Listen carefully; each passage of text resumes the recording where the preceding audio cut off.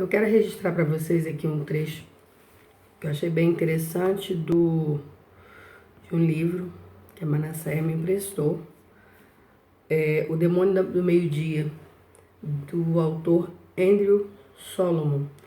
Ele fala sobre a anatomia da depressão e aqui ele relata exatamente como ele se sentia com a depressão. Eu achei bem interessante essa analogia que ele fez da depressão e eu quero deixar registrado aqui para você. O nascimento e a morte que constituem a depressão ocorrem simultaneamente. Há pouco tempo, voltei a um bosque em que brincava quando criança e vi um carvalho enobrecido por 100 anos, em cuja sombra eu acostumava brincar com meus irmãos. Em 20 anos, uma enorme trepadeira grudara-se a essa árvore sólida e quase a sufocara. Era difícil dizer onde a árvore terminava e a trepadeira começava. Esta enrolara-se tão completamente em torno da estrutura dos galhos da árvore que suas folhas pareciam à distância ser as folhas da árvore. Só bem de perto podia-se ver como havia sobrado poucos ramos vivos e quão poucos gravetos desesperados brotavam do carvalho. Espantando-se como uma fileira de polegares do tronco maciço, suas folhas continuam o processo de fotossíntese ao modo ignorante da biologia mecânica. Tendo acabado de sair de uma depressão severa na qual eu dificilmente acolhi os problemas de outras pessoas, me senti cúmplice daquela árvore. Minha depressão havia tomado conta de mim como aquela trepadeira dominara o carvalho.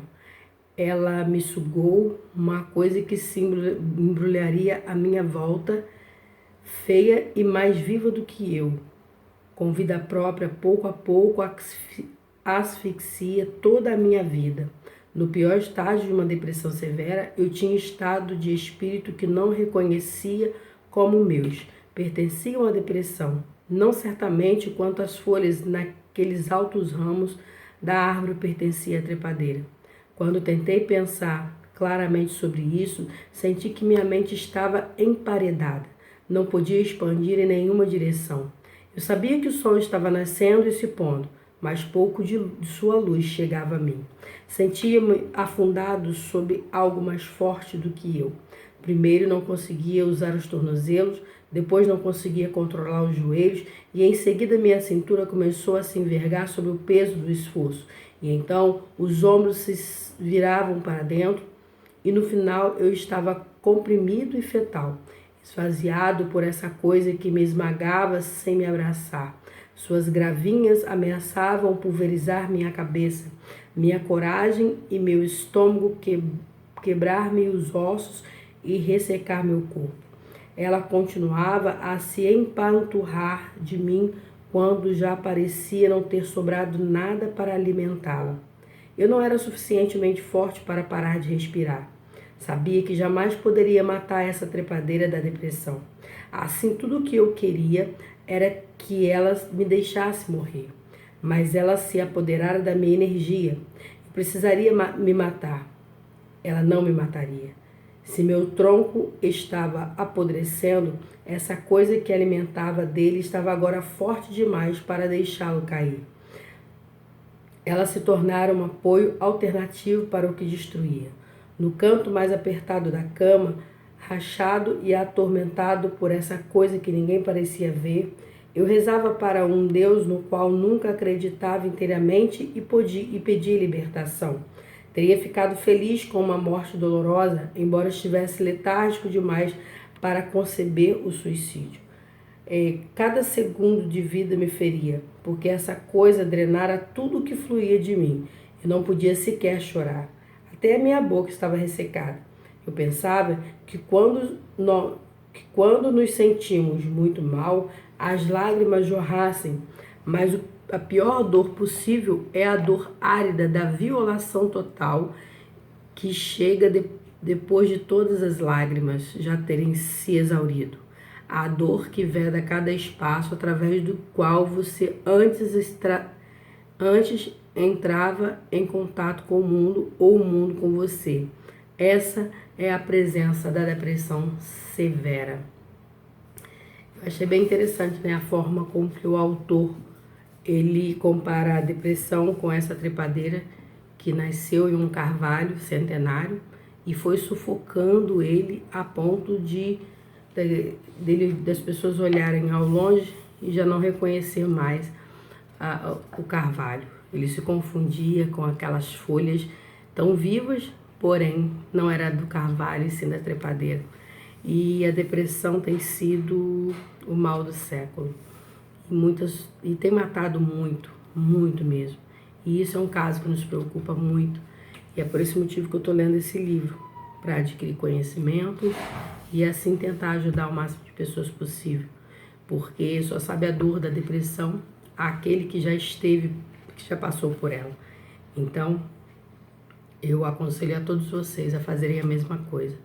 Se interem, procurem aprender sobre o assunto, entender o assunto antes de julgar uma pessoa num quadro depressivo, a ponto de você jogar uma pessoa de um viaduto ou de uma ponte, porque é isso que acontece.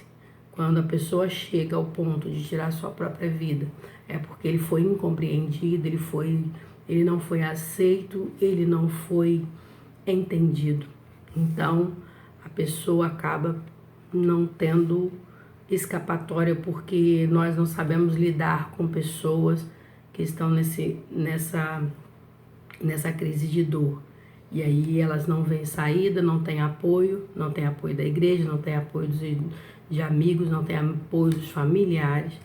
E a única alternativa para ela é se lançar de uma ponte, de um precipício, de um viaduto. Então, que nós sejamos canal de vida para essas pessoas. Não precisa ser um super-herói, não precisa ser um super-homem para ajudar alguém a ser arrancado, a arrancar essa trepadeira que vai se entrelaçando no nosso tronco e vai trazendo dores terríveis. A depressão, ela é a dor mais forte que uma pessoa pode sentir. Ela é o fim. É o fim porque a pessoa perde toda a expectativa de vida, todo o desejo de vida e a única alternativa e solução que ela encontra é acabar com a vida. Mas, na verdade, ela não quer morrer. A pessoa que tira a sua vida, ela não quer a morte. Ela quer o alívio da dor. Ela quer o alívio da incompreensão. Ela quer o alívio da rejeição. Ela quer o alívio do abandono, da traição. E é por isso que ela chega nesse ponto. Então, vamos tentar compreender mais sobre o assunto para que nós sejamos instrumentos de Deus para a vida dessas pessoas, para as nossas vidas. Você que de repente pode se encontrar num quadro depressivo, medite sobre isso. Tenha a maturidade de tentar se compreender e assim se ajudar e ajudar muitas pessoas. Você não é um caso perdido. Você não é um caso perdido. A solução para o seu problema. Graça e paz.